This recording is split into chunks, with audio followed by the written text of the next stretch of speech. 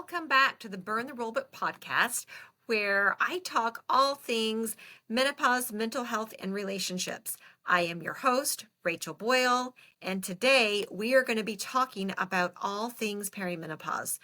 So, if you're wondering what the hell is going on with my body, why am I not feeling like myself? Why is my doctor telling me that everything's fine when I'm not feeling fine? Why am I getting dismissed? Why am I just being told to relax? And how do I find a good provider that can actually help me? Then stay tuned. This is the episode for you. So let's start with perimenopause. Perimenopause is the transition before menopause, and it can start as early as your late 30s and as early as your early 40s. So most women are in perimenopause before they realize they're in perimenopause. And this just isn't about your period changing. This is about how your hormones shifting affect your brain, your nervous system, your emotions, your sex drive, and your relationship.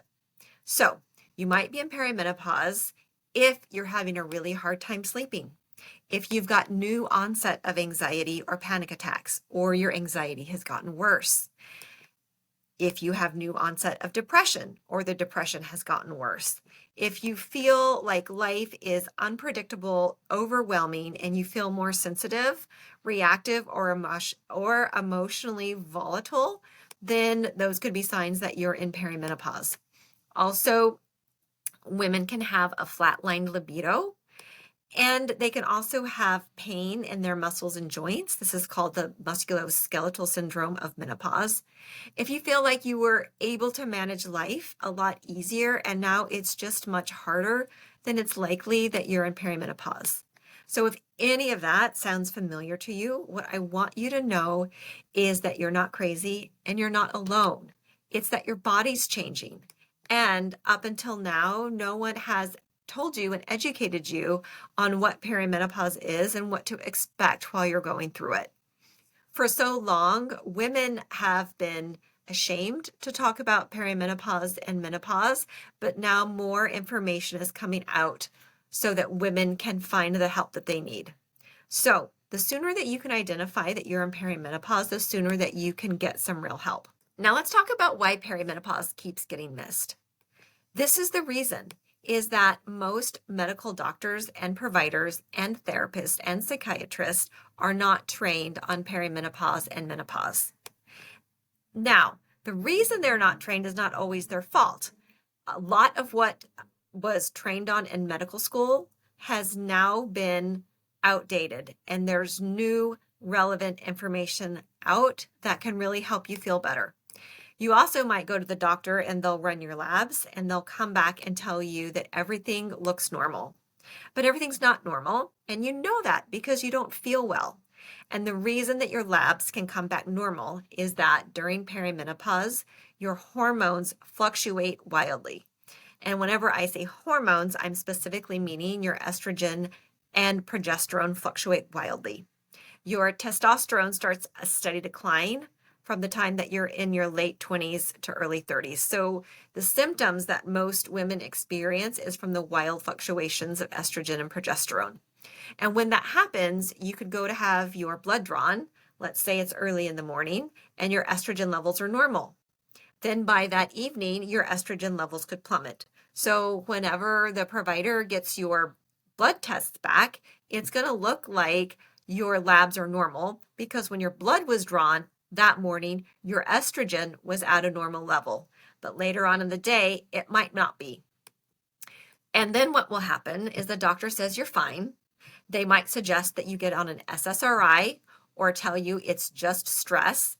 They might even tell you that you're too young to be having symptoms, but you know that you're experiencing things that are not normal for you. And also, by the way, even OB-GYNs, most of them are not trained on perimenopause and menopause, let alone your therapist or your psychiatrist. So then what happens? Women end up suffering in silence. They get misdiagnosed with depression or anxiety. They get put on meds that aren't going to help them in perimenopause. And they're thinking that they just need to learn how to relax more.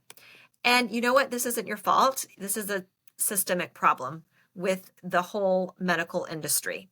So the first step to you getting some help is finding a well-trained provider. So there's a couple ways. The first way is to go to, there's two different websites that I'm going to give you. I'm going to put them down in the notes. The first one is ISHWISH, which is the International Society for the Study of Women's Sexual Health.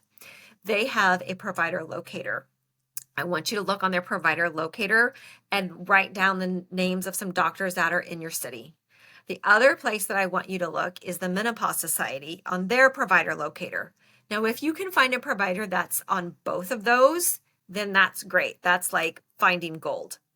If you are not able to find a provider in your city, then I want you to find a provider in your state that maybe can see you virtually. Okay, so if you can't find a trained provider in your city, there are a couple of virtual clinics that are really great. The first one is called MIDI Health. So that's midihealth.com, and they do take insurance. And then the second one is called Alloy, and they're myalloy.com. I'll put those down in the show notes. And those are two other places that you can look that specifically work with women in perimenopause and menopause. That's all they do all day long. So they'll be able to help you if you can't find someone who's properly trained in your city. Once you find a trained provider, I want you to ask them what training they've had in perimenopause and menopause. If they're familiar with hormone replacement therapy, nervous system regulation, and how your hormone changes can affect your mental health. If they hesitate or they minimize your concerns, then keep looking. You want to find someone that's really going to support you. Also, a red flag would be if they charge very high rates for lab work. Also, if they charge very high rates for in-house medication that you could get at the pharmacy at a much lower price, then those are red flags. And finally, if all they prescribe are hormone pellets, that's also a red flag. Keep looking. And keep in mind that part of the reason that this is also confusing is no one told you what it was going to feel like when you started perimenopause, how much it would change your emotions, your sex life, and your relationship. Because it changes not just, it's not just hot flashes. There are things that change physically with your body, and also your brain literally reorganizes itself during perimenopause. But you don't have to keep playing by the old rules. This podcast is about burning that old rule book so that you don't stay quiet. You don't have to push through. You don't have to pretend that you're fine. You deserve better. You deserve better answers, better support, and better health. And I'm here to walk you through it. So if this episode has helped you, please subscribe, share it with a friend, and leave a review so other women can find their way here too. Thanks for listening, and remember, you're not crazy. It's just your body's changing, and you're allowed to ask for more.